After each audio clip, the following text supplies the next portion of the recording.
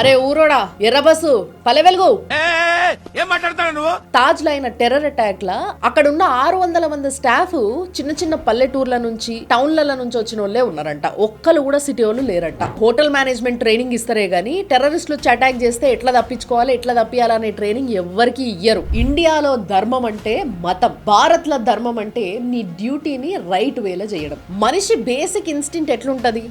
ఏదైనా ఆపద వచ్చింది అని అంటే అడక్క తినైనా బతకొచ్చు కానీ నువ్వు మాత్రం ఫస్ట్ బయటపడు అని చెప్తుంది. కానీ ఈ 600 మంది మాత్రం ఆ ఇన్స్టింక్ట్ ని దాటి ధైర్యాన్ని ప్రదర్శించిండ్రు. ఒక సాటి మనిషిని కాపాడాలి అనే ధర్మాన్ని పాటించిండ్రు. తాజ్ హోటల్ లోపల మల్టిపుల్ రెస్టారెంట్స్ ఉన్నాయి, బ్యాంక్వెట్ హాల్స్ ఉన్నాయి, వాటికి కిచెన్స్ ఉంటాయి. వాటన్నిటికీ కూడా బ్యాక్ డోర్ నుంచి బయటికి ఎగ్జిట్ అవ్వడానికి దారి ఉంటది. జనరల్ మేనేజర్ అయిన కరంబీర్ సింగ్ అనేట ఆయన భార్య 2 పిల్లలు కూడా ఆయన కళ్ళ ముంగట్నే ఆ షూట్అవుట్ లో చనిపోయినా కూడా నారాజ్ బయటికి పోలేదు. ఆయన అక్కడ ఉన్న వాళ్ళందరినీ కాపాడుకుంటూ ఆయన డ్యూటీ చేసిండు. ఎప్పటి వరకు తెలుసా?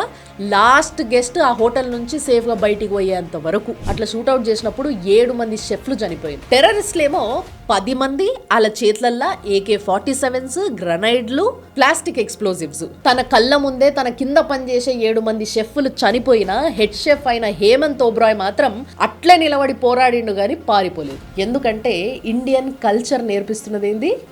అతిథి దేవో భవ. అందుకోసమే టెర్రరిస్టుల తూటాలకు ఇలా ప్రాణాలు అడ్డుపెట్టి మరి గెస్ట్లను కాపాడే.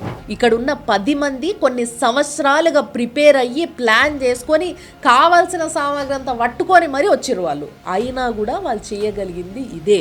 ఎందుకు అనంటే అక్కడున్న స్టాఫ్ యొక్క త్యాగం, ధైర్యం, కమిట్మెంట్ టువర్డ్స్ దర్ డ్యూటీ. ఇదంతా మనకి హార్వర్డ్ బిజినెస్ స్కూల్ వాళ్ళు స్టడీ చేస్తేనే తెలిసింది. మన వాళ్ళ లైవ్ కవరేజ్ పాకిస్తాన్ టెర్రరిస్టులకి పనికొచ్చింది తప్పితే